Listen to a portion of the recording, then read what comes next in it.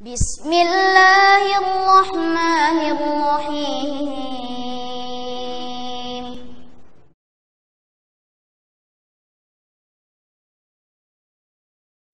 Bismillahirrahmanirrahim. Assalamualaikum warahmatullahi wabarakatuh.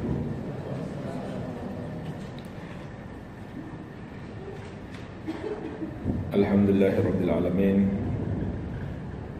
Wassalatu wassalamu ala rasulil amin wa ala alihi wa sahabatihi ajma'in wa man tabi'ahum bi ihsanin ila yaumiddin, amma ba'd. Wa ikhwani fid din wa akhwati fillah, kaum muslimin wal muslimat yang saya cintai dan saya muliakan, rahimani wa rahimakumullah. Semoga Allah Azza wa Jalla senantiasa mencurahkan rahmatnya kepada kita sekalian. Telah kita pahami bersama bahwa hidup kita adalah semata-mata untuk menghamba kepada Allah Azza wa Jalla,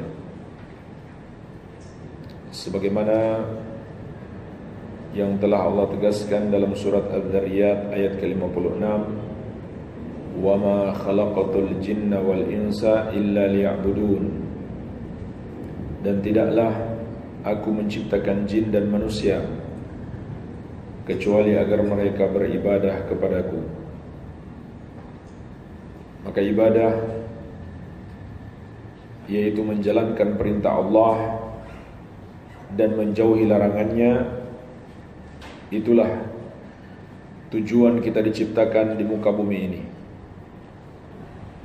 Allah Azza wa Jalla menciptakan kita dan menganugerahkan semua rezeki yang kita butuhkan dan mencurahkan segala kenikmatan. Maka tujuannya adalah agar kita beribadah hanya kepadanya, menjalankan perintah-perintahnya dan menjauhi larangannya. Dan itulah bekal kita untuk perjalanan panjang di kehidupan akhirat yang kekal abadi.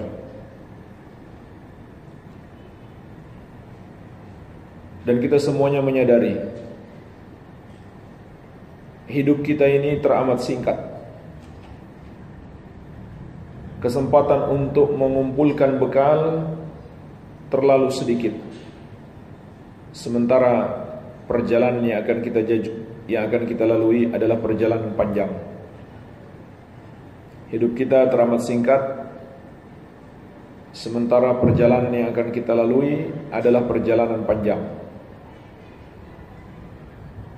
Dan ternyata kesempatan singkat untuk mengumpulkan bekal ini tidak kita gunakan dengan sebaik-baiknya.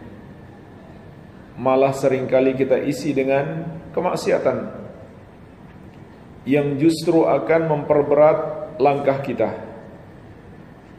yang justru akan menghalangi jalan kita, dan mungkin membuat kita tersesat jalan, sehingga kita tidak sampai ke tempat tujuan kita yang sebenarnya, yaitu surga Allah yang penuh kenikmatan.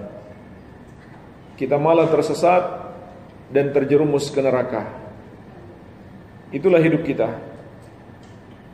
Atau kita isi dengan hal yang sia-sia. Mungkinkah kita bisa sampai ke tempat tujuan kita? Ataukah kita termasuk orang yang tersesat jalan? Tetapi jemaah sekalian, Allah Azza wa Jalla yang Maha Penyayang menganugerahkan kepada kita waktu-waktu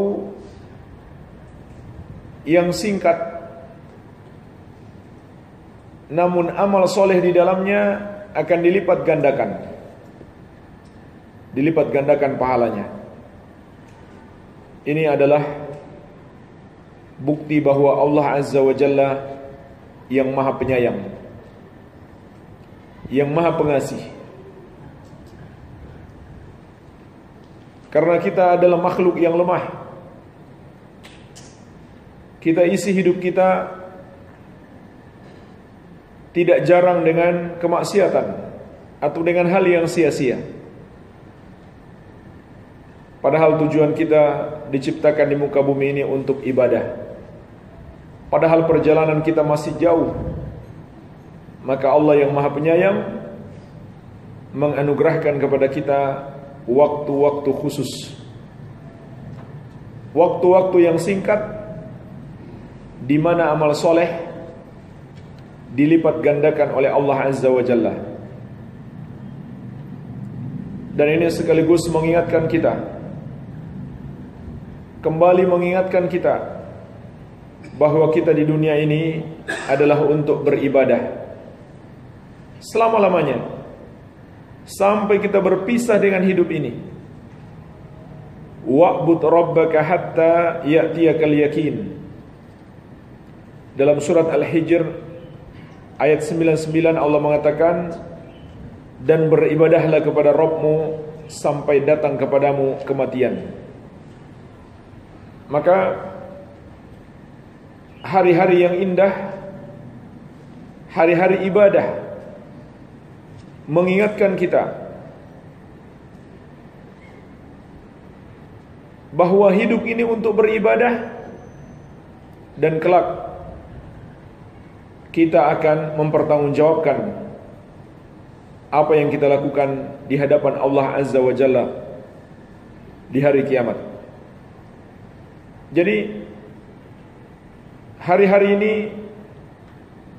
merupakan kesempatan yang Allah berikan kepada kita untuk memperbanyak ibadah, sekaligus mengingatkan kita bahwa kita diciptakan untuk menghamba kepada Allah Azza wa Jalla. Banyak hari-hari itu, diantaranya bulan Ramadan yang sudah kita maklumi. Namun ada hari-hari yang banyak dilalaikan oleh kaum muslimin, yang sebenarnya bahkan lebih afdal daripada bulan Ramadan.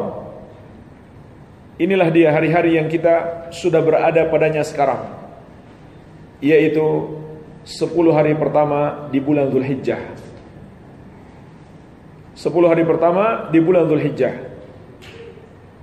Allah Azza wa Jalla telah memberikan isyarat tentang keutamaan 10 hari ini dalam sumpahnya di surat Al-Fajr. Wal fajri wa layalin ashar. Demi waktu fajar dan demi malam yang 10. Demi waktu fajar dan demi malam yang 10. Imam Ibnu Katsir rahimahullah di dalam tafsirnya beliau berkata, wal layalil ashar al muradu biha ashru Dzulhijjah. Malam yang 10 yang Allah sebutkan dalam sumpahnya di dalam ayat ini adalah 10 hari pertama di bulan Dzulhijjah. Sebagaimana juga dikatakan oleh Ibnu Abbas, Ibnu Zubair, Mujahid, dan para ulama yang lainnya. Maka Allah memberikan kepada kita sebuah isyarat akan keutamaan 10 hari ini. Sampai-sampai para ulama berkesimpulan 10 hari pertama di bulan Dzulhijjah adalah 10 hari terbaik di dalam setahun, melebihi bulan Ramadan sekalipun, walaupun tidak melampaui 10 malam terakhir Ramadan. Tapi kalau dilihat dari sisi siangnya atau waktu siangnya, maka 10 hari pertama bulan Dzulhijjah itu lebih afdal. Tapi kalau dilihat dari sisi malamnya atau waktu malamnya, maka 10 malam terakhir di bulan Ramadan lebih afdal. Ditambah lagi dengan penegasan Rasulullah SAW dalam hadis yang diriwayatkan Al-Bukhari, Abu Daud dan Tirmidzi dari Ibnu Abbas radhiyallahu anhuma, dan lafaz yang akan kita sebutkan adalah lafaz At-Tirmidzi. Rasulullah sallallahu alaihi wasallam bersabda, "Ma min ayyamin al-amalu salih fihinna ahabbu ila Allah min hadhil ayyamil ashar." Tidak ada hari-hari yang lebih dicintai oleh Allah untuk memperbanyak amal soleh atau melakukan amal soleh melebihi 10 hari pertama di bulan Dzulhijjah ini. Maka para sahabat pun bertanya, "Ya Rasulullah, walal jihadu fi sabilillah?" Apakah tidak juga jihad fi sabilillah? Maka Rasulullah sallallahu alaihi wasallam menegaskan, walal jihadu fi sabilillah. Tidak pula jihad fi sabilillah bisa menyaingi amalan-amalan di 10 hari pertama di bulan Dzulhijjah. Illa rajulun kharaja bi nafsihi wa malih falam yarji min dzalika bi syai'in. Kecuali orang yang pergi berjihad dengan diri dan hartanya, lalu tidak ada yang kembali sedikit pun. Dirinya mati syahid dan hartanya habis untuk berjihad di jalan Allah, barulah amalannya bisa menyaingi amal soleh di 10 hari pertama di bulan Dzulhijjah. Subhanallah, hadis yang sangat agung menjelaskan kepada kita betapa agungnya keutamaan beramal soleh di 10 hari pertama di bulan Dzulhijjah. Juga dalam hadis Ibnu Abbas radhiyallahu anhuma yang diriwayatkan Imam Ad-Darimi dalam sunannya, begitu pula Al-Baihaqi dalam Syu'abul Iman, Nabi sallallahu alaihi wasallam bersabda, "Ma min amalin azka indallahi azza wa jalla." Tidak ada satu amalan yang lebih suci di sisi Allah azza wa jalla, wala a'zama ajran, dan tidak pula lebih besar pahalanya, min khairin ya'maluhu fi ashril adha, daripada amalan yang dilakukan oleh seseorang di 10 hari pertama di bulan Dzulhijjah. Dan hadis-hadis ini tentang keutamaan Dzulhijjah disahihkan oleh para ulama ahli hadis, di antaranya Asy-Syaikh Al-Albani rahimahullahu taala rahmatan wasi'ah. Oleh karena itu jemaah sekalian, hendaklah kita sadari tatkala Allah menganugerahkan kepada kita kesempatan hidup di bulan Dzulhijjah ini, maka itu adalah sebuah kenikmatan yang besar kalau kita manfaatkan untuk beramal soleh, untuk menggapai pahala yang melimpah, untuk meraih ampunan Allah Azza wa Jalla. Jadi sangat disayangkan kalau kita sia-siakan. Sekali lagi, ini adalah tanda cinta Allah dan kasih sayangnya terhadap hamba-hambanya. Walaupun hidup kita singkat dan seringkali kita isi dengan maksiat, sementara perjalanan kita setelah kematian adalah perjalanan panjang, tetapi Allah Azza wa Jalla yang Maha Penyayang menganugerahkan kepada kita waktu-waktu khusus, hari-hari yang sangat singkat, tetapi pahala di hari-hari tersebut dilipat gandakan oleh Allah Azza wa Jalla. Maka janganlah kita sia-siakan kesempatan yang baik ini. Amalan apa saja yang dianjurkan untuk kita kerjakan di 10 hari pertama di bulan Dzulhijjah ini? Kita akan menyebutkan insyaallah taala 7 amalan. Yang pertama, memperbanyak semua amal soleh. Jadi yang pertama bersifat umum, memperbanyak semua amal soleh. Baik amal-amal soleh yang sudah biasa kita kerjakan, maka hendaklah ditingkatkan. Jangan begitu-begitu saja. Dan amal soleh yang belum kita kerjakan, hendaklah kita kerjakan. Apa saja itu? Seperti sholat-sholat sunnah, membaca Al-Quranul Karim, berzikir kepada Allah, menuntut ilmu agama, baik kita menuntut ilmu sendiri, membaca buku-buku para ulama, mendengarkan rekaman-rekaman kajian, ataupun menghadiri majelis-majelis ilmu. Tingkatkan. Berbakti kepada orang tua, berbuat baik kepada tetangga, bersedekah kepada orang-orang fakir. Terutama di hari-hari ini jemaah sekalian, kita mendengarkan saudara-saudara kita di Lombok. Ini juga betul-betul kesempatan yang Allah berikan kepada kita. Mereka sedang ditimpa musibah, maka ini kesempatan yang baik, kesempatan emas bagi kita untuk membantu mereka di bulan Dzulhijjah ini. Dan terakhir saya dengarkan, yang wafat sudah lebih dari 300 orang, dan yang kehilangan rumah lebih dari 150.000 orang. Di mana mereka sekarang? Di tempat-tempat pengungsian. Tempat-tempat pengungsian yang kelihatannya di foto, di video tidak layak sebenarnya. Enggak memenuhi syarat kesehatan dan enggak memenuhi syarat untuk tinggal. Tapi mau bagaimana lagi?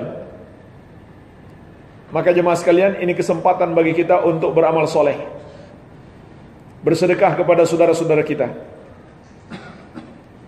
Semoga kita semuanya dengan sedekah yang kita berikan kepada saudara-saudara kita dilepaskan oleh Allah dari kesusahan-kesusahan di hari kiamat. Karena dalam hadis riwayat Muslim dari Abu Hurairah radhiyallahu anhu, Rasulullah sallallahu alaihi wasallam bersabda, "Man naffasa an mu'minin kurbatan min kurabid dunya, naffasallahu anhu kurbatan min kurabi yaumil qiyamah."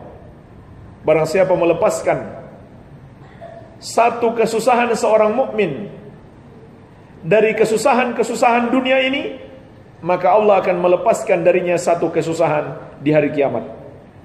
Artinya, semakin banyak kita menolong seorang mukmin agar lepas dari kesusahan di dunia, maka semakin besar peluang kita untuk mendapatkan pertolongan Allah di hari kiamat kelak agar lepas dari azabnya yang sangat pedih. Wa man yassara 'ala mu'sirin yassarallahu 'alaihi fid dunya wal akhirah. Dan barang siapa memberi kemudahan kepada orang yang kesusahan, maka Allah akan memudahkan dirinya di dunia dan akhirat. Wa man satara musliman satarahu Allahu fid dunya wal akhirah. Wa man satara musliman satarahu Allahu fid dunya wal akhirah. Dan barang siapa menutup aib seorang muslim, maka Allah akan menutup aibnya di dunia dan akhirat. Dan itu bermakna sebaliknya. Orang yang suka membuka aib saudaranya, maka Allah akan membuka aibnya di dunia dan di akhirat. Wallahu fi aunil abdi ma kana al-abdu fi auni akhihi. Dan Allah akan senantiasa menolong hambanya selama hamba tersebut menolong saudaranya. Jadi jemaah sekalian, tatkala kita menolong saudara-saudara kita, itu hakikatnya kita sedang menolong diri kita sendiri di hari kiamat kelak. Maka ini kesempatan emas bagi kita. Saudara-saudara kita, baik yang dekat maupun yang jauh, terutama yang ada di Lombok yang sedang tertimpa musibah di bulan Dzulhijjah ini, terutama di 10 hari pertama ini, hendaklah kita berusaha membantu mereka semampunya. Dengan harta kita, dengan tenaga kita, atau minimalnya dengan doa kita. Doakan semoga Allah Azza wa Jalla menganugerahkan kepada mereka kesabaran dan menganugerahkan kepada mereka ganti yang lebih baik. Iya. Jadi ini yang pertama, semua amal soleh tingkatkan. Sebagaimana hadis yang telah kita sebutkan tadi, hadisnya bersifat umum. Kata Nabi SAW, "Ma min ayyamin ala amalu soleh fihinna ahabu ilallah min hadhil ayyamil ashar." Tidak ada hari-hari yang amal soleh di dalamnya lebih dicintai oleh Allah daripada 10 hari pertama di bulan Dzulhijjah ini. Jadi semua amal soleh, semua amal soleh. Dan satu amalan disebut amal soleh apabila terpenuhi padanya 2 syarat. Yang pertama kita lakukan ikhlas karena Allah. Yang kedua, mengikuti petunjuk Nabi Muhammad SAW. Itulah yang disebut dengan amal soleh. Walaupun kita niatnya ikhlas, tapi tidak mengikuti petunjuk Nabi SAW, maka itu bukan amal soleh.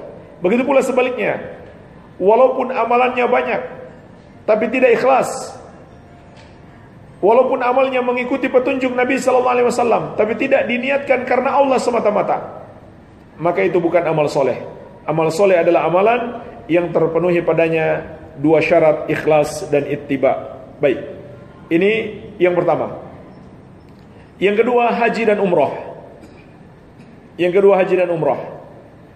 Maka bersyukurlah kepada Allah bagi siapa yang telah dianugerahkan oleh Allah kemampuan untuk melakukan haji dan umrah. Yang belum dianugerahkan kemampuan, mudah-mudahan di tahun-tahun yang akan datang Allah berikan kemampuan untuk melakukan haji dan umrah. Karena haji dan umrah itu merupakan amalan yang sudah ditentukan waktunya dan ditentukan juga tata caranya, dan keutamaannya sangat besar. Di dalam hadis yang diriwayatkan Al-Bukhari dan Muslim dari sahabat yang mulia Abu Hurairah radhiyallahu anhu, Rasulullah SAW bersabda, "Al-umratu ilal umrah kaffaratun lima bainahuma, wal hajjul mabrur laisa lahul jaza, wal hajjul mabrur laisa lahu jaza illal jannah." Satu umrah sampai umrah berikutnya adalah penghapus dosa yang terjadi di antara kedua umrah tersebut. Dan haji mabrur tidak ada balasannya kecuali surga. Haji mabrur tidak ada balasannya kecuali surga. Apa yang dimaksud dengan haji mabrur? Maka para ulama menjelaskan, haji mabrur itu adalah haji yang terpenuhi padanya 5 syarat. Ini yang dimaksud dengan haji mabrur. Syarat yang pertama, dia melakukan haji dengan harta yang halal. Dengan harta yang halal, bukan dengan harta yang haram. Syarat yang kedua, dia lakukan dengan ikhlas karena Allah semata-mata. Dan ini betul-betul harus diperhatikan, karena amalan haji ini adalah amalan yang sangat rawan terkena penyakit riya. Kenapa? Karena dilakukan terang-terangan, gak mungkin disembunyikan. Tidak mungkin disembunyikan. Maka betul-betul kita harus menjaga niat kita. Ikhlas semata-mata karena Allah. Kalau ada sedikit saja keinginan untuk dipuji orang, maka hancur ibadah kita, rusak ibadah kita. Kalau ibadahnya rusak, gak dapat dosa, mending plus dapat dosa, bahkan dosa terbesar yang disebut dengan dosa syirik kecil, yaitu riya. Pengen dipuji orang, walaupun niat utamanya karena Allah, tapi dalam hatinya terselip keinginan biar pulang dipanggil Pak Haji, biar pulang dipanggil Bu Haji. Kenapa enggak sekalian dipanggil Pak Solat, Pak Zakat?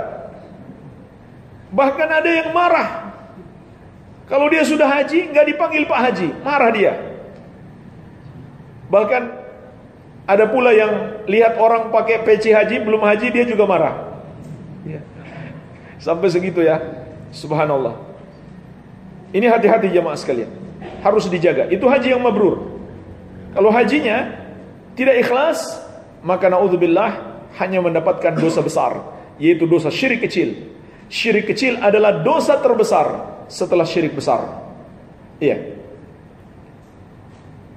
Kemudian yang ketiga, tentunya mencontoh Nabi Muhammad SAW. Maka kita ingatkan kepada jemaah sekalian, terutama yang melakukan haji. Nabi SAW telah bersabda, "Khudhu anni manasikakum." Ambillah dariku manasik haji kalian. Dan beliau telah mengingatkan, "Man amila amalan laisa alaihi amruna fahuwa raddun." Barang siapa mengerjakan satu amalan, tidak ada padanya petunjuk dari kami, maka amalan tersebut tertolak. Subhanallah, sangat disayangkan masih banyak jemaah haji yang beribadah ikut-ikutan. Tanpa mereka sadari, mereka dijerumuskan dalam perbuatan-perbuatan mengada-ada dalam agama yang tidak dicontohkan oleh Nabi sallallahu alaihi wasallam. Iya. Ini yang ketiga. Yang keempat, haji mabrur itu adalah yang selama perjalanannya menjauhi perbuatan-perbuatan yang haram, berusaha menjauhinya. Dan ini Allah ingatkan khusus dalam surat Al-Baqarah ayat 197. Al-hajju ashhuru ma'lumat. Haji itu adalah beberapa bulan yang sudah dimaklumi, yaitu Syawal, Dzulqa'dah, Dzulhijjah. Kalau orang mau pergi haji, bulan Syawal dia sudah bisa berangkat, Dzulqa'dah dia sudah bisa berangkat. Puncaknya adalah 8 Dzulhijjah. Itu dimulai ihram kembali untuk melakukan haji setelah sebelumnya melakukan umrah bagi yang haji tamattu. Kemudian kata Allah, faman farada fihinnal hajja fala rafatha wala fusuqa wala jidala fil hajj. Maka barang siapa yang melakukan haji di bulan-bulan itu, janganlah dia mengucapkan atau melakukan sesuatu yang kotor, yang keji. Jangan pula melakukan kefasikan, dan jangan pula berbantah-bantahan, bertengkar, berselisih dalam melakukan ibadah haji atau ketika melakukan ibadah haji. Ini Allah ingatkan khusus dalam surat Al-Baqarah ayat 197. Karena itu akan menghalangi kita mendapatkan haji mabrur. Jadi selama perjalanan hindari perbuatan dosa, terutama jaga emosi, karena kita berhadapan dengan orang banyak, bersama dengan orang banyak, dengan tabiat yang berbeda-beda. Yang mungkin kita anggap baik, bagi mereka kurang baik. Yang mungkin kita anggap biasa, bagi mereka tidak biasa. Yang bagi mereka hal yang wajar, bagi kita itu jelek. Karena tabiat berbeda-beda dari berbagai macam negara, dan mungkin berdesak-desakan karena orang ramai. Maka betul-betul harus sabar. Dan sebenarnya itu juga kesempatan kita berbuat baik ketika musim haji. Banyak orang yang butuh pertolongan kita, bantuan kita. Dan jemaah Indonesia ini, kalau kita ke sana, jemaah sekalian, kalau kita bandingkan dengan jemaah dari berbagai negeri, jemaah Indonesia ini sudah paling nyaman. Karena kenyataannya dari berbagai negeri, mereka kadang dengan bekal seadanya, atau tidak diurus oleh negaranya. Ini luar biasa, termasuk jasa besar pemerintah kita yang patut disyukuri. Didoakan kebaikan mengurus jamaah haji kita. Ada sebagian negara masyarakatnya harus berjuang sendiri. Harus berjuang sendiri. Tidak terlalu diperhatikan oleh pemerintahnya. Ada yang bikin tenda di jalan, ada yang buang hajat harus cari ke sana ke sini, nggak ada tempat tinggal. Ada yang kurang perbekalan, subhanallah. Jadi ini yang harus kita pahami, hendaklah bersabar. Dan jangan sampai kita mengeluarkan kata-kata kotor, bertengkar, berselisih dengan jamaah haji yang lain. Ini yang keempat. Yang kelima adalah tandanya. Tanda haji mabrur adalah memberikan pengaruh dalam hidup orang tersebut. Yaitu setelah haji dia menjadi lebih baik. Dia menjadi lebih baik, lebih takwa, lebih soleh, lebih menjaga solat,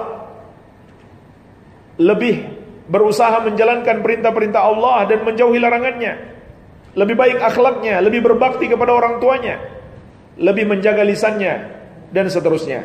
Inilah jemaah sekalian 5 kriteria haji mabrur yang disebutkan para ulama. Maka ini termasuk amalan yang sangat agung yang harus kita lakukan di bulan Dzulhijjah. Dan tidak ada bulan lain untuk melakukan manasik haji dan umrah selain bulan Dzulhijjah. Begitu pula 2 bulan sebelumnya sebagai waktu yang disyariatkan untuk dimulai, yaitu Syawal dan Dzulqa'dah. Namun puncaknya di tanggal 8 Dzulhijjah sampai tanggal 12 Dzulhijjah bagi yang mengambil nafar awal. Bagi yang mengambil nafar tsani, ini yang lebih bagus, lebih besar pahalanya, tanggal 13 Dzulhijjah. Iya.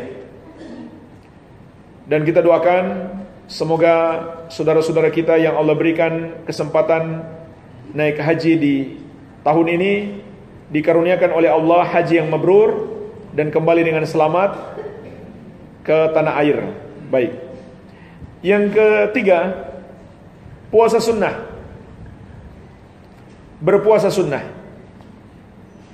Di bulan Dzulhijjah ini dianjurkan kita berpuasa mulai tanggal 1 sampai tanggal 9 Dzulhijjah. Adapun tanggal 10, 11, 12, 13 maka haram berpuasa. Karena itu semua hari raya dan hari-hari penyembelihan, hari makan dan minum. Iya. Sama dengan Idul Fitri, maka semuanya berarti 5 hari. Idul Fitri, Idul Adha, dan 3 hari tasyrik kita diharamkan berpuasa. Karena itu adalah ayyamu aqlin wa syurbin wa dzikrin lillahi azza wa jalla. Hari-hari makan dan minum dan berzikir kepada Allah azza wa jalla. Jadi dianjurkan berpuasa mulai tanggal 1 sampai tanggal 9. Apa dalilnya? Berpuasa tanggal 1 sampai tanggal 9. Pertama, dalil yang bersifat umum, yaitu hadis tentang memperbanyak amal soleh yang kita sebutkan di poin pertama tadi. Tidak ada amal soleh yang lebih dicintai oleh Allah melebihi amalan di 10 hari pertama bulan Dzulhijjah. Dan puasa termasuk amal soleh. Maka berdasarkan hadis umum ini, kita berpuasa tanggal 1 sampai tanggal 9. Dan juga terdapat hadis khusus yang diriwayatkan Imam Abu Daud dan disebutkan oleh Syekh Al-Albani rahimahullah dalam Sahih Abi Daud nomor 2106 dari sebagian istri Nabi sallallahu alaihi wasallam. Karena Rasulullah sallallahu alaihi wasallam yasumu tis'a Dzulhijjah. Rasulullah sallallahu alaihi wasallam berpuasa 9 hari Dzulhijjah, yaitu mulai dari tanggal 1 sampai tanggal 9. Hanya saja terdapat dalil yang lebih khusus lagi. Tanggal 9 lebih ditekankan. Jadi tanggal 1 sampai 9 kita dianjurkan berpuasa. Kalau mampu 9 hari lebih bagus. Tapi kalau bisanya 8 hari tidak masalah, atau 7 hari tidak masalah. Semampu kita saja. Bolong-bolong pun tidak masalah. Hari ini puasa, besok tidak puasa, tidak masalah. Yang penting usahakan tanggal 9 jangan sampai kelewatan. Karena hadis riwayat Muslim dari Abu Qatadah radhiyallahu anhu, Nabi sallallahu alaihi wasallam bersabda, "Siyamu yaumi Arafah ahtasibu 'ala Allah ayyukaffira as-sanata allati qablahu was-sanata allati ba'dahu." Puasa hari Arafah, aku harap kepada Allah akan menghapuskan dosa tahun sebelumnya dan tahun setelahnya. Subhanallah, luar biasa pahalanya. Luar biasa pahalanya. Maka jangan kita sia-siakan. Paling tidak tanggal 9-nya, 9 Dzulhijjah. Iya. Ada satu permasalahan yang akan kita hadapi nanti. Tanggal 9 Dzulhijjah berbeda antara negeri kita dengan jamaah haji, dengan Arab Saudi, dengan kota Makkah. Karena hari ini mereka sudah masuk tanggal 2, kita baru masuk tanggal 1. Iya, kita baru masuk tanggal 1. Berarti kita nanti baru tanggal 8, mereka sudah tanggal 9. Lalu kapan kita berpuasa hari Arafah? Maka di sini ulama berbeda pendapat. Pendapat yang lebih kuat insyaallah taala adalah kita mengikuti penanggalan di negeri kita. Dan ini juga yang dikuatkan oleh Syekh Ibnu Utsaimin rahimahullah. Berdasarkan keumuman hadis Nabi sallallahu alaihi wasallam, as-saumu yauma tasumun. Puasa adalah hari kalian semua berpuasa. Maksud hadis ini adalah bersama pemerintah. Atau dengan kata lain, mengikuti penanggalan yang ditentukan oleh pemerintah. Jadi, taat kepada pemerintah dalam penetapan tanggal hijriyah itu bagian dari perintah Rasulullah sallallahu alaihi wasallam. Iya. Jadi itu yang lebih tepat. Walaupun juga ada sebagian ulama yang berpendapat puasa hari Arafah mengikuti wukuf di Arafah. Mengikuti wukuf di Arafah. Dan mereka berpendapat hadis berpuasalah agar kalian berpuasalah di hari kalian semua berpuasa itu lebih kepada bulan Ramadan. Iya. Namun keumuman hadis menunjukkan berlaku untuk puasa-puasa yang lain juga. Maka pendapat yang lebih kuat insyaallah adalah kita mengikuti penanggalan di negeri kita. Tetapi tidak ada salahnya kita berpuasa juga di tanggal 8, kan sunnah juga. Iya kan? Mereka berpuasa, mereka wukuf di Arafah tanggal 9, kita di sini baru tanggal 8. Maka tidak masalah kita berpuasa. Kita berpuasa tidak masalah karena masuk dalam 9 hari pertama bulan Dzulhijjah. Tadi sudah kita sebutkan, itu juga sunnah berpuasa. Jadi sebenarnya enggak masalah kita berpuasa tanggal 1 sampai 9. Kalau kita lakukan di tanggal 8, maka akan bertepatan dengan wukuf di Arafah. Iya. Dan alasan lain mengapa mengikuti pemerintah kita itu lebih kuat, tidak mengikuti wukuf di Arafah. Karena bisa jadi di tahun tertentu, atau semoga tidak terjadi di tahun yang akan datang, wukuf di Arafah itu tidak ada. Wukuf di Arafah itu tidak ada. Kenapa tidak ada? Mungkin karena satu bencana terjadi di sana, atau karena serangan musuh. Karena serangan musuh itu pernah terjadi bertahun-tahun lamanya tidak ada haji. Siapa musuh yang menyerang jemaah sekalian? Bukan Yahudi, bukan Nasrani, bukan orang-orang musyrik, tapi yang masih mengaku muslim walaupun mereka musyrik, yaitu Syiah. Jadi pernah bertahun-tahun lamanya tidak ada haji di Makkah. Otomatis tidak ada juga wukuf di Arafah. Mereka menyerang. Dan bahkan Hajarul Aswad mereka pindahkan selama 22 tahun. 22 tahun Hajarul Aswad dipindahkan sama mereka. Ya.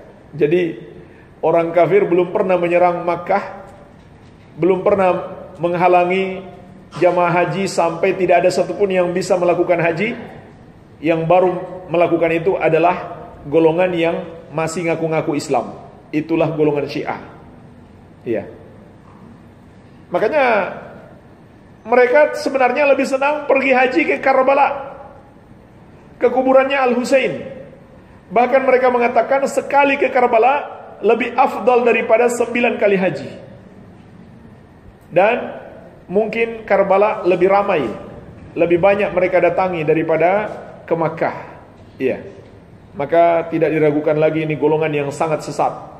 Bahkan lebih parah daripada Yahudi dan Nasrani. Iya.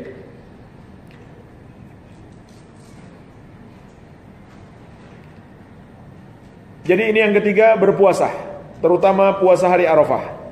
Kemudian yang keempat, amalan ringan, sangat ringan tapi berpahala besar di bulan ini, yaitu memperbanyak tahlil, takbir, tahmid, dan zikir-zikir yang lainnya.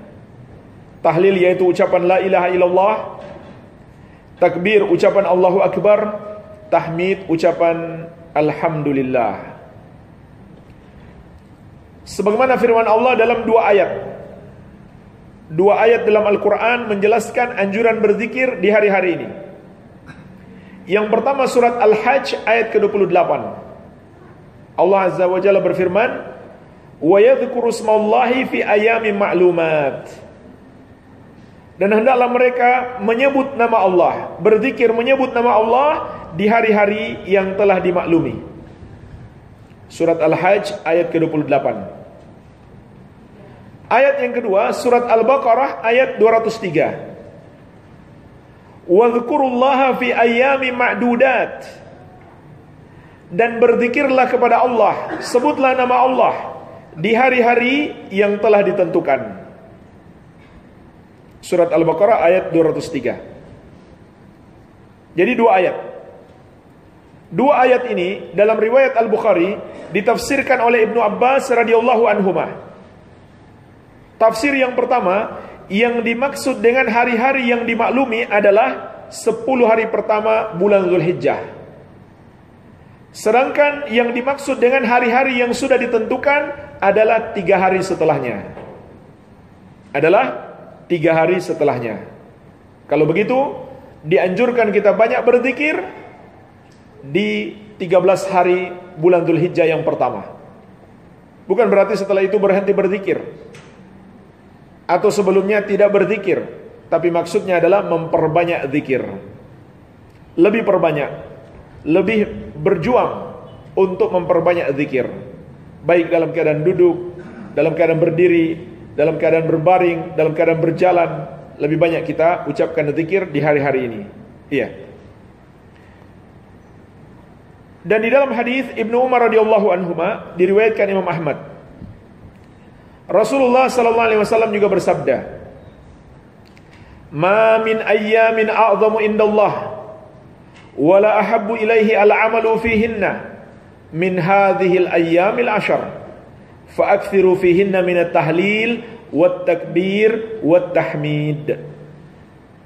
Tidak ada hari-hari yang lebih agung di sisi Allah dan lebih dicintai oleh Allah untuk melakukan amal soleh melebihi 10 hari pertama di bulan Dzulhijjah ini. Maka Nabi SAW mengatakan, perbanyaklah mengucapkan tahlil, takbir dan tahmid. La ilaha illallah, Allahu Akbar, dan Alhamdulillah. Jadi 13 hari semuanya perbanyak diucapkan zikir ini. Tetapi ada riwayat-riwayat yang menunjukkan yang lebih diperbanyak lagi adalah takbir, ucapan Allahu Akbar, ucapan yang mengagungkan Allah, membesarkan Allah. Kenapa jemaah sekalian? Karena hari-hari ini juga merupakan hari-hari syiar Islam, syiar Allah. Wa may yu'azzim sya'airallah fa innaha min taqwal qulub. Dan barang siapa yang mengagungkan syiar-syiar Allah, maka itu berasal dari ketakwaan hati. Iya. Jadi takbir yang lebih diperbanyak, kecuali jamaah haji. Jamaah haji yang lebih diperbanyak adalah ucapan talbiyah. Labbaik Allahumma labbaik, labbaik la syarika laka labbaik, innal hamda wa ni'mata laka wal mulk la syarika lak. Sampai tanggal 10 Dzulhijjah, setelah melempar jamrah Aqabah, maka mereka kemudian menghentikan talbiyah, dilanjutkan dengan takbir. Iya. Begitu pula tadi berpuasa di tanggal 9 Dzulhijjah bagi jemaah haji tidak dianjurkan hari Arafah, karena mereka ada sunnah yang lain, yaitu lebih banyak berzikir dan berdoa. Iya. Jadi itu khusus selain jemaah haji untuk berpuasa di tanggal 9 Dzulhijjah. Iya. Kemudian dalam bertakbir di hari-hari ini ada beberapa ketentuan khusus. Di antaranya dianjurkan untuk dikeraskan.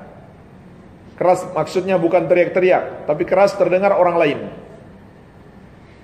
Khusus bagi laki-laki, sama dengan talbiyah, juga dianjurkan dikeraskan, khusus bagi laki-laki. Bagi perempuan hendaklah dipelankan. Iya. Imam Bukhari rahimahullah meriwayatkan dalam sahih beliau,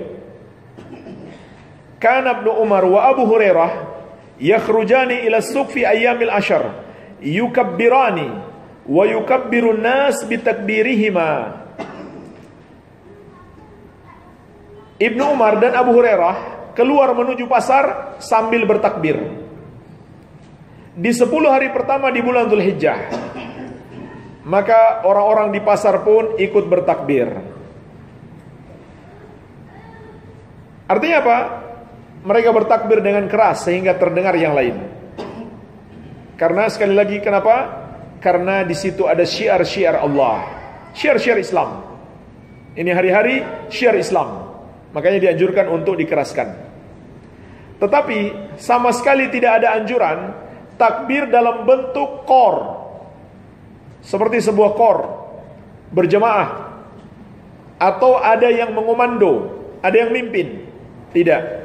Takbir dilakukan sendiri-sendiri. Tidak ada dalil Nabi SAW memimpin takbiran lalu diikuti oleh para sahabat, tidak ada. Sendiri-sendiri lakukan. Iya. Kemudian ketentuan yang lain, takbir Idul Adha itu ada 2 macam. Disebut takbir mutlak dan takbir muqayyad. Takbir mutlak dan takbir muqayyad. Apa artinya takbir mutlak? Mutlak artinya bersifat umum, yaitu kapan saja dilakukan. Kapan saja dilakukan. Waktunya mulai kapan? Mulai masuk tanggal 1 Dzulhijjah. Ketika terbenam matahari di akhir bulan Dzulqa'dah, maka masuklah 1 Dzulhijjah. Sejak itu kita dianjurkan memperbanyak takbir, tahlil, tahmid, dan zikir-zikir yang lain. Sampai kapan? Sampai terbenam matahari tanggal 13 Dzulhijjah. Kapan saja, di mana saja, enggak terikat waktu. Perbanyak takbir. Iya. Ini yang pertama. Yang kedua, takbir muqayyad. Apa arti muqayyad? Muqayyad artinya terkait dengan sesuatu. Maknanya di sini adalah terkait dengan waktu sholat. Terkait dengan waktu sholat. Maksudnya gimana? Dianjurkan bertakbir setelah sholat 5 waktu. Dianjurkan bertakbir setelah sholat 5 waktu. Kapan mulainya? Ba'da subuh tanggal 9 Dzulhijjah. Ba'da subuh tanggal 9 Dzulhijjah kita mulai bertakbir setelah sholat. Boleh dibaca langsung setelah sholat atau setelah zikir yang biasa kita baca. Dan dibacanya juga sendiri-sendiri. Tidak membentuk sebuah kor rame-rame. Tidak pula ada yang mimpin. Sendiri-sendiri takbirnya. Iya, dan dikeraskan, dianjurkan. Tapi bukan teriak-teriak, dikeraskan. Sampai kapan waktunya? Sampai ba'da asar tanggal 13 Dzulhijjah. Jadi setiap habis sholat, mulai ba'da subuh tanggal 9 Dzulhijjah sampai ba'da asar tanggal 13 Dzulhijjah dianjurkan bertakbir setelah sholat. Dan ini berdasarkan ijma' ulama, ijma' sahabat dan para ulama setelahnya. Iya.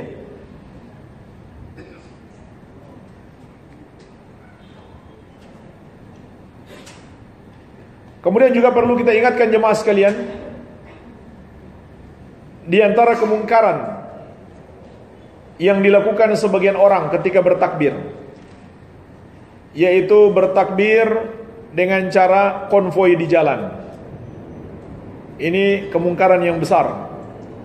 Pertama, itu mengada-ada dalam agama. Yang kedua, mengganggu kenyamanan orang, membikin macet jalan. Dan lebih parah lagi, seringkali mereka bertakbir diiringi dengan alat-alat musik. Subhanallah. Takbir untuk mengagungkan Allah, tapi diiringi dengan kemaksiatan. Bahkan ada pula yang sambil joget-joget di atas kendaraan.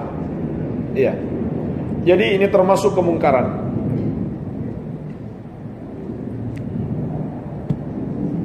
Adapun takbir Idul Fitri, itu tidak ada takbir muqayyad. Yang ada hanya takbir mutlak. Kapan mulainya? Idul Fitri itu lebih singkat takbirnya. Mulai sejak terbenam matahari di hari terakhir Ramadan.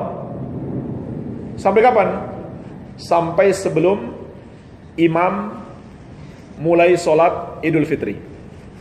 Dan lebih ditekankan lagi, di perjalanan kita menuju sholat Idul Fitri untuk memperbanyak takbir. Itu saja waktu takbir Idul Fitri. Mulai dari 1 Syawal ketika terbenam matahari di akhir Ramadan sampai imam mulai sholat. Dan tidak ada takbir muqayyad. Jadi tidak ada takbir setelah sholat di hari raya Idul Fitri. Baik. Lalu bagaimana bentuk atau lafaz takbir? Maka jemaah sekalian, tidak ada dalil khusus dari Nabi Muhammad SAW yang menyebutkan lafaz takbir. Sehingga sebagian ulama berpendapat, seperti dikuatkan oleh Syekh Ibnu Utsaimin rahimahullah, bahwa di dalam lafaz takbir itu ada keluasan. Yang penting yang diucapkan takbir, bukan zikir yang kita buat sendiri, tetapi takbir dan zikir-zikir yang lain yang diajarkan di dalam Al-Quran dan Sunnah Nabi SAW. Iya.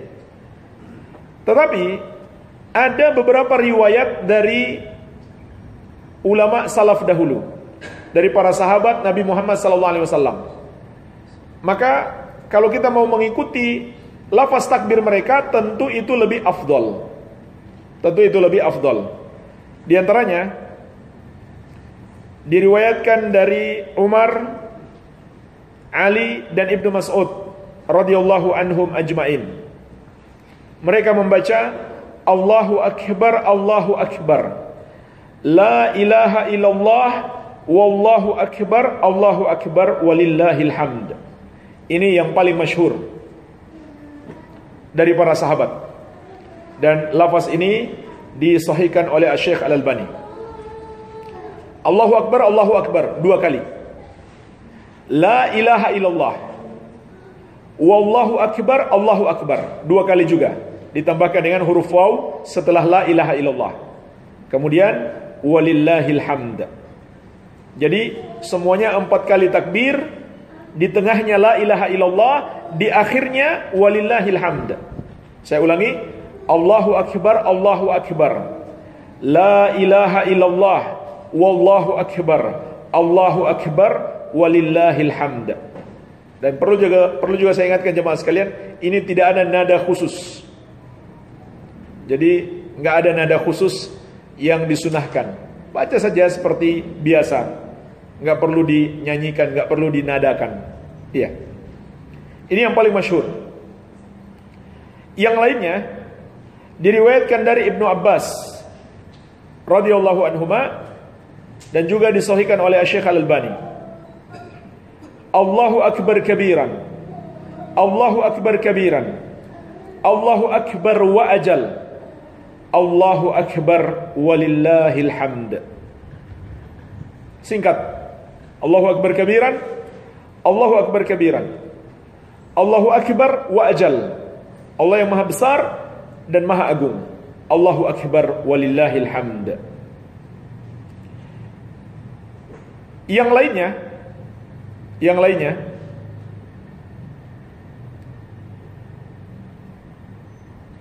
yang ketiga,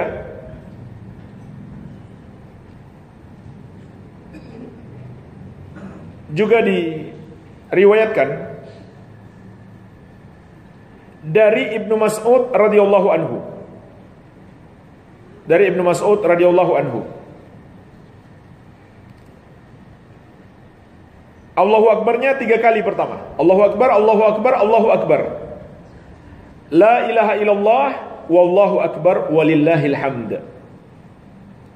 Walaupun riwayat ini didhaifkan oleh Syekh Al-Albani, tetapi sebagaimana dikatakan oleh Syekh Ibnu Utsaimin, dalam hal ini ada keluasan. Artinya kalau orang baca ini tidak masalah. Tapi lebih afdal mengikuti riwayat yang sahih. Iya. Ini Allahu Akbar, Allahu Akbar, Allahu Akbar, la ilaha illallah wallahu akbar walillahil hamd. Mungkin ini yang lebih umum ya. Walaupun riwayatnya dhaif, tapi tidak mengapa karena tidak ada lafaz khusus dari Rasulullah sallallahu alaihi wasallam. Namun mengikuti riwayat yang sahih dari para sahabat itu lebih afdal. Baik. Dan masih ada lagi beberapa yang disebutkan para sahabat, namun riwayat-riwayatnya diperselisihkan para ulama. Yang tadi kita sebutkan pertama itulah yang paling sahih. Baik. Kesimpulannya tidak ada lafaz khusus. Yang penting kita membaca takbir. Kemudian yang kelima. Jadi yang keempat memperbanyak zikir. Amalan yang kelima yang dianjurkan di bulan ini tentunya adalah salat Idul Adha dan berkorban. Sebagaimana dalam surat Al-Kautsar, "Fasholli li rabbika wanhar." Maka salatlah hanya untuk Rabbmu dan menyembelihlah hanya untuknya. Para ulama mufassirin menjelaskan tafsir ayat ini adalah salat hari raya dan menyembelih hewan kurban. Jadi yang dimaksud salat dalam surat Al-Kautsar ayat kedua adalah salat hari raya dan menyembelih hewan kurban. Dan dalam hadis Al-Bara' bin Azib radhiyallahu anhu diriwayatkan Al-Bukhari dan Muslim, Rasulullah sallallahu alaihi wasallam bersabda, "Inna awwala ma nabda'u bihi fi yaumina hadza an nusalliya, thumma narji'a fananhar." Sesungguhnya yang pertama akan kami lakukan di hari ini, yaitu tanggal 10 Zulhijjah, adalah kita melakukan sholat. Kemudian kita kembali lalu menyembelih hewan kurban. Faman fa'ala dzalika faqad asaba sunnatana. Maka siapa yang mengamalkan seperti yang kami lakukan, dia telah mengikuti sunnah kami. Wa man dzabaha qabla an yusalliya fa inna ma huwa lahmun ajjalahu li ahlihi laisa minan nusuki fi syai'in. Dan barang siapa yang menyembelih sebelum sholat, barang siapa yang menyembelih hewan korbannya sebelum sholat, maka itu hanyalah daging biasa. Jadi tidak sah hewan korbannya. Hanya daging biasa yang dia berikan untuk keluarganya. Iya. Jadi sholat dulu, baru kemudian menyembelih. Kalau ada yang menyembelih lebih dulu sebelum sholat, maka tidak sah korbannya. Maka ini jemaah sekalian amalan yang agung, salat dan menyembelih. Dan perlu kita ingatkan, di sini banyak sekali sunnah-sunnah yang perlu kita pelajari.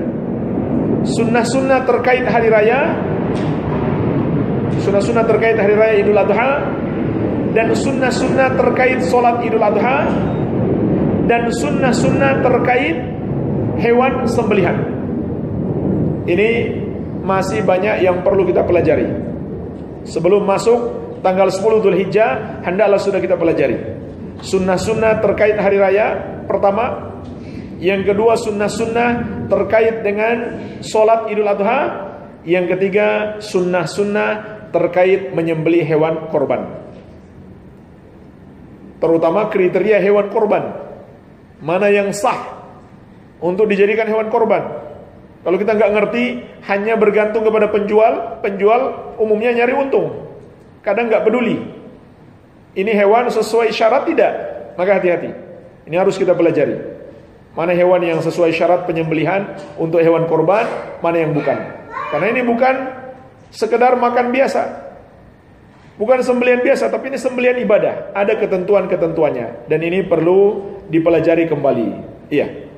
Maka ini yang keempat, yang keberapa? Yang kelima. Yang keenam, memperbanyak doa dan zikir di tanggal 9 Zulhijjah, terutama bagi jemaah haji. Ini saya poinkan tersendiri, karena tanggal 9 itu ditekankan untuk lebih banyak berdoa dan berzikir, terutama bagi jemaah haji. Karena dalam hadis riwayat Muslim dari Ummul Mukminin Aisyah radhiyallahu anha, Nabi sallallahu alaihi wasallam bersabda, "Ma min yaumin aktsaru min an yu'tikallahu fihi 'abdan minan nar min yaumi Arafah." Tidak ada satu hari, kata Nabi sallallahu alaihi wasallam, yang Allah membebaskan hamba dari api neraka lebih banyak daripada hari Arafah. Subhanallah. Hari Arafah tanggal 9 Dzulhijjah di siang harinya adalah hari terbanyak Allah bebaskan hamba-hambanya dari api neraka. Wa innahu layadanu thumma yubahi bihimul malaikata fayaqul ma arada haula. Dan sungguh kata Nabi SAW, Allah mendekat. Disebutkan dalam riwayat yang lain, maksudnya Allah turun ke langit dunia dari atas langit yang ketujuh. Jadi Allah lakukan di hari itu seperti yang Allah lakukan di sepertiga malam yang terakhir. Kemudian Allah membanggakan hamba-hambanya yang beriman dan bertakwa, yang beribadah kepadanya, khususnya yang ada di Arafah, yang sedang wukuf, yaitu jamaah haji. Allah banggakan mereka di hadapan para malaikat. Lalu Allah mengatakan apa yang mereka inginkan. Maksudnya silakan mereka minta apa yang mereka inginkan, maka aku pasti mengabulkan. Iya. Begitu pula hadis riwayat At-Tirmidzi dari sahabat yang mulia Abdullah bin Amr bin Al-As radhiyallahu anhuma. Nabi SAW bersabda, khairud du'a du'a'u yaumi Arafah. Sebaik-baik doa adalah doa di hari Arafah. Wa khairu ma qultu ana wan nabiyyuna min qabli. Dan sebaik-baik zikir yang aku ucapkan juga diucapkan oleh para nabi sebelumku adalah la ilaha illallah wahdahu la syarikalah lahul mulku wa lahul hamdu wa huwa ala kulli syai'in qadir. Zikir ini juga diperbanyak di hari Arafah. La ilaha illallah wahdahu la syarikalah lahul mulku wa lahul hamdu wa huwa ala kulli syai'in qadir. Jadi inilah hari terbaik untuk berdoa. Dan ini berlaku umum untuk jamaah haji maupun selain jamaah haji. Tapi bagi jamaah haji lebih ditekankan karena mereka di tempat yang sangat mulia, yaitu di Arafah. Dan Nabi SAW bersabda, Al-Hajju Arafah. Haji itu hakikatnya adalah Arafah. Maksudnya Arafah, wukuf di Arafah adalah amalan yang terpenting dalam ibadah haji, termasuk rukun. Kalau siapa nggak datang ke situ, nggak sah hajinya. Iya. Mereka mulai wukuf dari pagi sampai terbenam matahari. Iya. Tapi disunahkan ketika mereka berjalan menuju Arafah, mampir dulu di Namirah, kemudian menjelang zuhur mampir lagi di Urnah. Salat zuhurnya di Urnah. Setelah salat zuhur di Urnah, kemudian masuk ke Arafah sampai terbenam matahari. Kalau ada petugas haji mengajak pergi meninggalkan Arafah sebelum terbenam matahari, ini nggak boleh dituruti.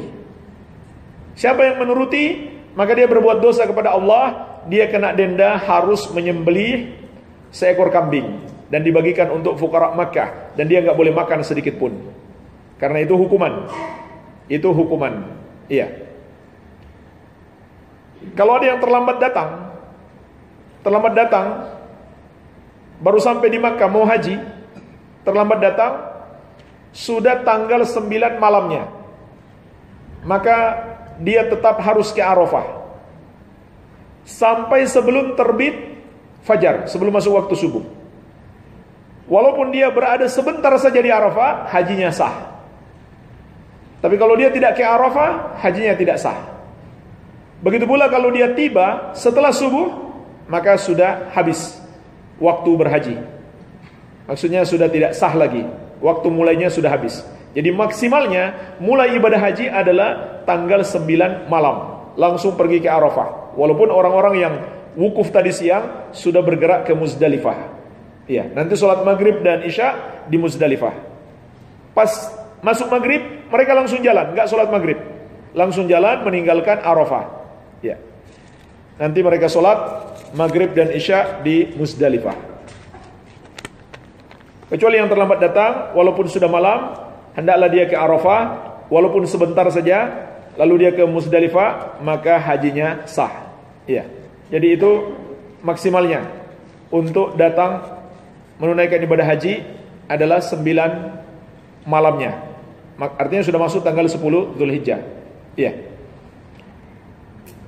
Dan tidak salah kalau ada saudara kita yang melakukan haji, kita minta didoakan di tanggal 9 Dzulhijjah ini. Iya. Dan juga kita walaupun tidak naik haji juga dianjurkan untuk banyak berdoa. Iya. Itulah sebabnya jemaah haji tidak dianjurkan berpuasa. Karena mereka dianjurkan untuk banyak berdoa, supaya lebih kuat untuk banyak berdoa dan berzikir kepada Allah Azza wa Jalla. Baik, kita masuk yang ketujuh. Ini yang terakhir. Ketentuan khusus bagi orang yang sudah niat berkorban, maka janganlah dia memotong rambut seluruh tubuhnya, begitu pula kulitnya dan kukunya, mulai tanggal 1 Dzulhijjah sampai hewannya disembelih. Bagi orang yang sudah berniat untuk berkorban, tidak boleh dia potong kukunya, potong rambutnya ataupun kulitnya, rambut seluruh tubuh. Ketika sudah masuk tanggal 1 sampai hewannya disembelih. Sebagaimana hadis Ummu Salamah radhiyallahu anha yang diriwayatkan Imam Muslim. Rasulullah sallallahu alaihi wasallam bersabda, "Idza dakhalatil ashru wa arada ahadukum ayyudhiya fala yamassa min sya'rihi wa basharihi syai'an." Apabila seorang dari kalian ingin berkorban sementara telah masuk 10 hari pertama Dzulhijjah, maka janganlah dia memotong rambutnya dan kulitnya sedikit pun. Apabila telah masuk 10 hari pertama bulan Dzulhijjah dan seorang dari kalian ingin berkorban, janganlah dia memotong rambutnya dan kulitnya sedikit pun. Dalam riwayat yang lain, fala ya'khudanna min sya'rihi wala min adfarihi syai'an hatta yudhhiya. Janganlah dia memotong rambutnya dan kuku-kukunya sedikit pun sampai hewannya disembelih. Makanya kalau kuku sudah agak panjang sebelum masuk tanggal 1 dipotonglah. Tapi sudah terlambat. Sekarang sudah tanggal 1. Kenapa Ustaz baru ingatkan? Ya.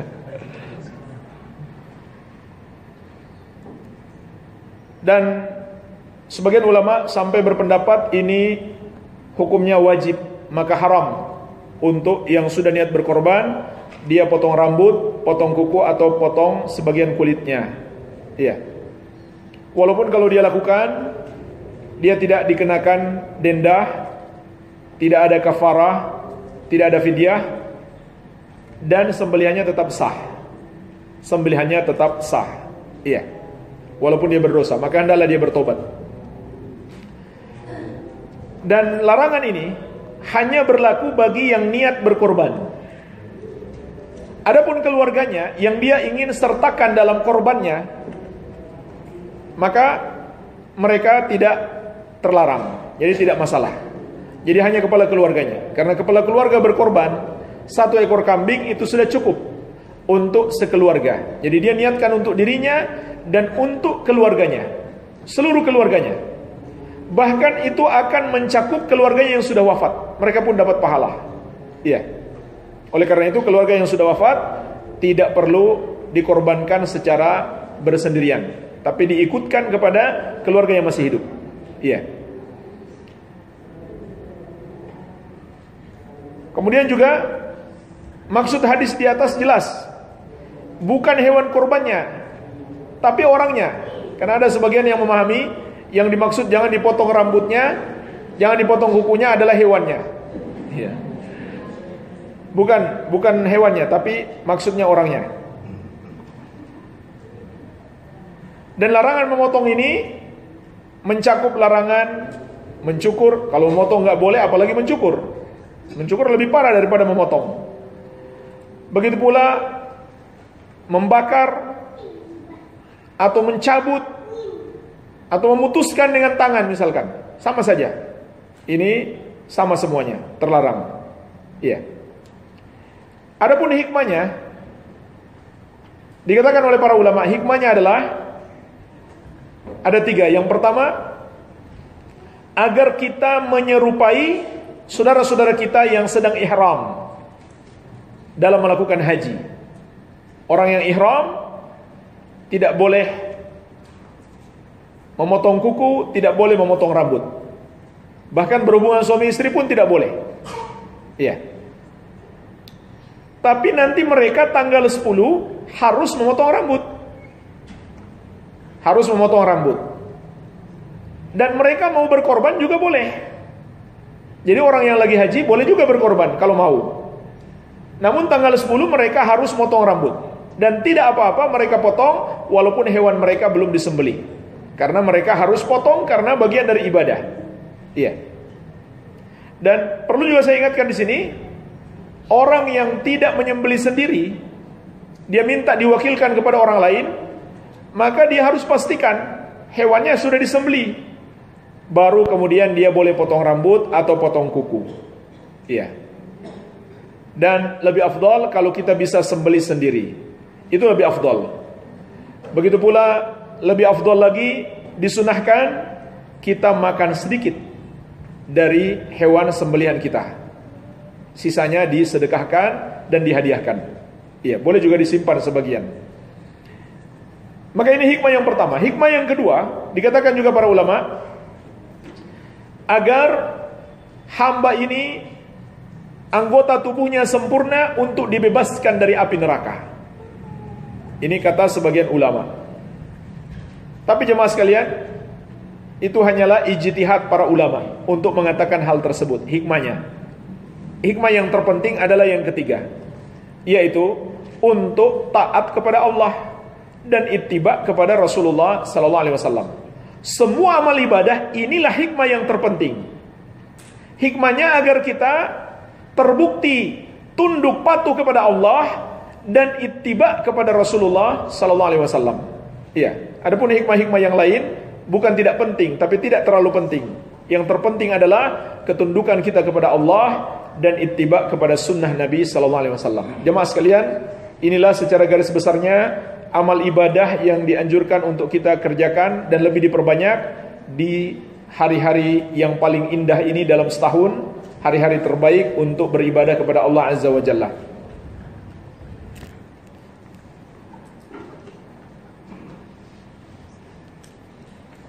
Kalau anak ada yang belum diakikahkan, mana yang lebih dulu? Akikah dulu atau berkorban? Yang lebih dulu korban. Karena korban waktunya terbatas. Dan tidak sah kalau keluar waktunya. Berapa lama waktu berkorban? Yang disepakati para ulama hanya tanggal 10 Dzulhijjah. Tanggal 11, 12 ulama sudah berbeda pendapat. Tanggal 13 lagi, tanggal 13-nya lebih banyak lagi yang berbeda pendapat. Walaupun pendapat yang benar insya Allah sampai tanggal 13 sebelum terbenam matahari masih boleh berkorban. Tapi yang paling afdal dan disepakati para ulama adalah tanggal 10 Dzulhijjah. Jangankan sebelum 10 Dzulhijjah, sudah masuk 10 Dzulhijjah, kita berkorban sebelum sholat, korban tidak sah. Begitu pula kalau kita berkorban sudah lewat waktunya, juga tidak sah.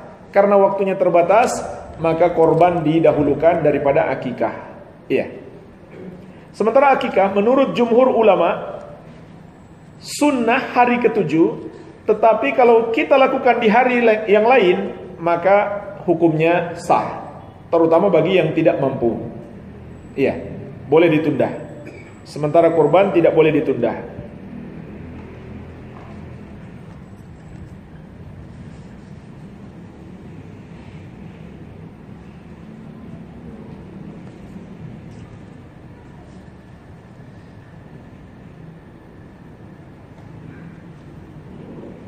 Ini 2 pertanyaan sudah terjawab ya.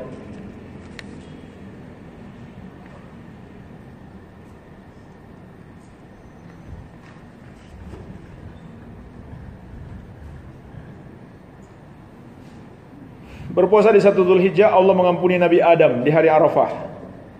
Maka yang berpuasa pada hari itu diampuni dosa-dosanya. Berpuasa di 2 Dzulhijjah Allah mengabulkan doa Nabi Yunus dan mengeluarkannya dari perut ikan. Maka yang berpuasa hari itu sama dengan berpuasa dan beribadah 1 tahun tanpa maksiat. Begitu pula dengan hari ketiga ke-9 disebutkan pahalanya masing-masing. Apakah ini benar dan ada dalilnya? Saya belum tahu dalilnya. Tapi yang pertama sudah jelas salah. Berpuasa di 1 Dzulhijjah, Allah mengampuni Nabi Adam di hari Arafah. Hari Arafah tanggal 9 Dzulhijjah. Ya. Jadi bukan 1 Dzulhijjah, tapi 9 Dzulhijjah. Ya. Kalau betul lafaznya seperti itu sudah jelas salah.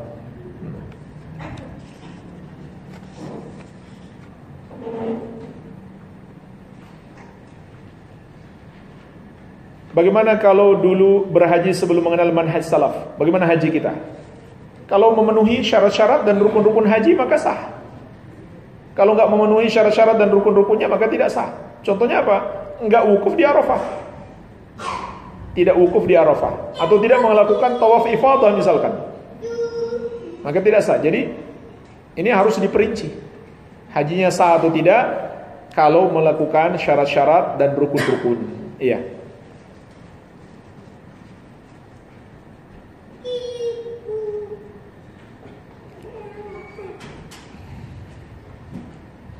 Ayah bekerja di perusahaan film di mana rezekinya tidak halal. Ana masih kuliah, belum dapat kerja. Apakah jika ana bersedekah dengan harta ayah ana diterima? Atau minta solusinya Ustaz? Sebenarnya yang harus ditanyakan, menerima harta ayah halal atau tidak? Ya, itu dulu yang pertama. Maka pada dasarnya halal. Orang yang mendapatkan penghasilan dari harta yang haram, kalau untuk orang lain halal, tapi untuk dia sendiri haram.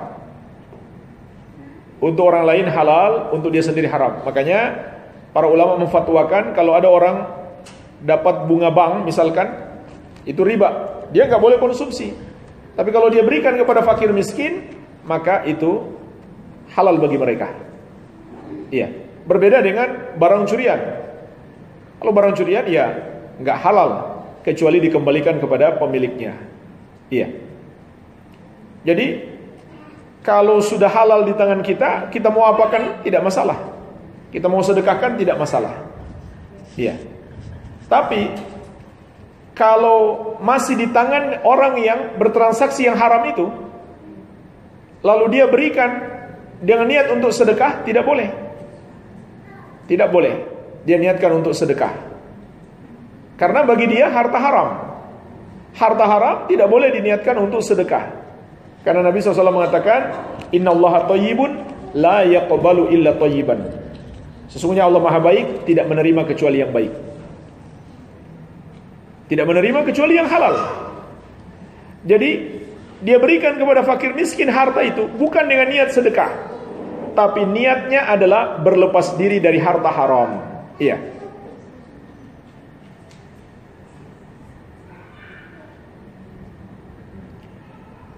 Jika kita puasa pada tanggal 9 Arafah di Indonesia, sedangkan di Mekah sudah Idul Adha, tidak masalah.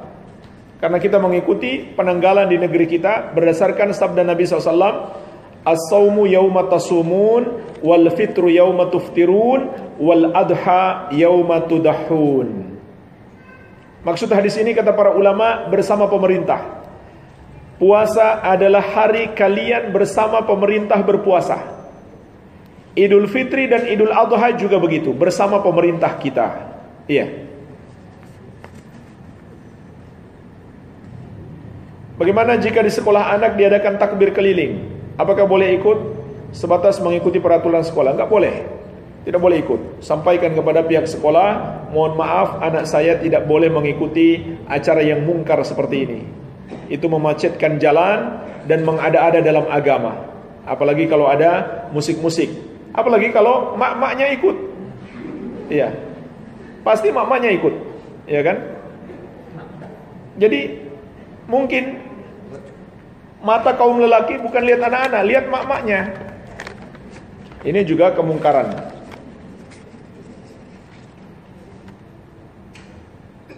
Bagaimana hukumnya titip doa yang pergi haji untuk didoakan di wukuf Arafah? Tidak apa-apa, ini tawasul yang dibolehkan. Ini tawasul yang dibolehkan. Iya, tidak masalah.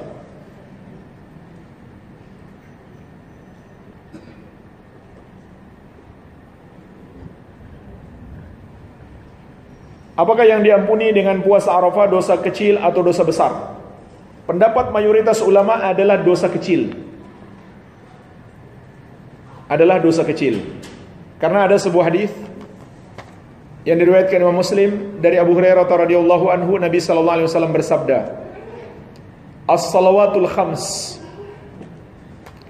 wal jum'atu ila al-jum'ah wa ramadan ila ramadan mukaffiratun lima bainahunna idza jutunibatil kabair." Salat yang 5 waktu dan puasa dan salat Jumat sampai Jumat berikutnya dan puasa Ramadan sampai Ramadan berikutnya adalah penghapus-penghapus dosa yang dilakukan di antara waktu tersebut, dengan syarat dosa-dosa besar dijauhi. Berdasarkan hadis ini kata para ulama, dosa-dosa yang terhapus dengan sebab amal soleh hanyalah dosa-dosa kecil. Karena Nabi SAW mengatakan dengan syarat dosa besar dijauhi. Artinya kalau dia melakukan dosa besar, tidak menjauhi dan tidak taubat dari dosa besar, maka dosa kecilnya pun gak akan diampuni. Jadi yang diampuni hanyalah dosa-dosa kecil. Kalau begitu gimana solusinya dengan dosa besar? Bertobat. Bertobat kepada Allah Azza wa Jalla. Iya. Dan tidak diragukan lagi, ini momen-momen yang paling bagus untuk bertobat. Bagaimana orang yang mampu secara fisik dan finansial namun takut pergi berhaji karena trauma naik pesawat? Ini rasa takut yang dosa. Rasa takut yang mengantarkan dia kepada dosa. Ini rasa takut sebenarnya pada dasarnya mubah. Takut naik pesawat itu halnya mubah. Tapi kalau mengantarkan dia berbuat dosa, maka menjadi haram. Harus dia pergi, harus dia kalahkan rasa takutnya. Tetap dia berdosa besar kalau dia nggak pergi. Kalau di zaman Umar bin Khattab radhiyallahu anhu, itu orang mau dikenakan jizyah. Artinya dia sudah dianggap kafir sama Umar kalau nggak mau melakukan haji padahal mampu. Iya. Jadi harus dia kalahkan rasa takutnya. Entah bagaimana caranya. Ya, tidur terus di pesawat misalkan, ya. Atau naik kapal. Ya. Orang-orang tua kita dulu naik kapal. Subhanallah, berbulan-bulan mereka di laut. Ya, luar biasa. Dan itu belum terlalu lama. Mungkin masih ada kakek antum yang masih hidup. Dulu naik kapal ketika pergi haji, berbulan-bulan di laut. Tahu sekarang paling 2 pekan sampai naik kapal. Mau coba? Ya. Dan pasti lebih murah, ya, daripada naik pesawat. Mungkin gratis kapal barang.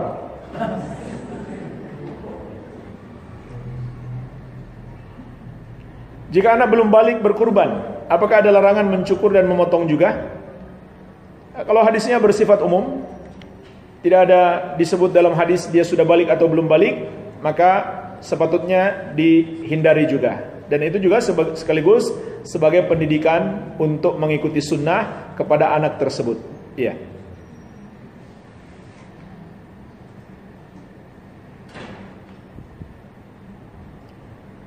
Tolong jelaskan hadis yang mengatakan bahwa Nabi SAW tidak berbuka melainkan dengan daging sembelihannya, sementara Nabi menyembelih sendiri hewan kurbannya yang banyak.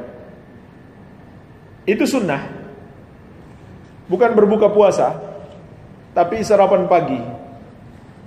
Memang disunahkan. Disunahkan kita tidak makan apapun di pagi hari Idul Adha. Jadi kebalikan dengan Idul Fitri. Idul Fitri dianjurkan kita makan minimal 3 butir kurma, atau 5 atau 7 dan seterusnya ganjil sebelum pergi sholat. Tapi Idul Adha sunnahnya sebaliknya. Kita nggak makan apapun sampai kita makan pertama sekali dari hewan sembelihan kita. Iya. Kecuali nggak tahan lapar. Iya. Jadi itu sunnah. Itu sunnah, kita makan sedikit dari hewan sembelihan kita. Tapi tidak wajib. Kita lakukan tentu lebih afdol. Iya. Kalau nggak tahan lapar, sakit mah misalkan, maka tidak apa-apa. Jika di tengah-tengah tanggal 1 sampai 13 bulan Dzulhijjah ada rezeki untuk membeli hewan kurban, tapi kita telah memotong kuku atau rambut itu, bagaimana hukumnya dengan hewan kurban tersebut? Tidak masalah. Tidak masalah. Kalau kita hari ini potong kuku, kenapa? Belum niat berkorban, karena nggak ada uang. Nggak masalah, nggak berdosa juga, nggak melanggar kita. Karena dalam hadis dikatakan, wa arada ahadukum ayyudhhiya. Sudah masuk tanggal 1 dan kalian sudah ingin berkorban. Artinya yang sudah berniat. Yang belum berniat karena nggak ada uang, lalu dia potong kuku, kemudian tanggal 3 misalkan dia baru niat karena baru dapat uang untuk beli hewan, maka tidak masalah. Iya. Kalau telah umroh tetapi mengambil mikot berkali-kali untuk melakukan umroh untuk diniatkan yang sudah meninggal, bagaimana hukumnya? Sebaiknya dihindari. Satu perjalanan itu satu haji dan satu umroh. Jadi bukan satu perjalanan dua umroh, tapi satu umroh saja. Karena umroh dan haji itu amalan badan dan harta. Sholat amalan badan, zakat amalan harta. Umroh amalan badan dan harta sekaligus. Jadi ketika kita berumroh bukan sekedar amalan badan, tapi juga amalan harta keluar di jalan Allah. Maka kalau kita satu perjalanan dua umroh, maka salah satu darinya tidak dapat amalan harta, ya kan? Bahkan amalan badannya pun berkurang, karena dia tidak lagi menempuh perjalanan jauh. Iya. Jadi seharusnya satu perjalanan untuk satu umroh saja. Nanti perjalanan berikutnya umroh untuk keluarga kita. Iya. Supaya dapat amalan harta dan badan sekaligus. Wallahu alam. Semoga bermanfaat. Lebih dan kurangnya saya mohon maaf. Wabillahi taufik. Subhanakallahumma bihamdik asyhadu an la ilaha illa anta astaghfiruka wa atubu ilaik. Wa sallallahu ala nabiyyina Muhammadin wa alihi wasallam. Walhamdulillahirabbil alamin. Wassalamu alaikum warahmatullahi wabarakatuh.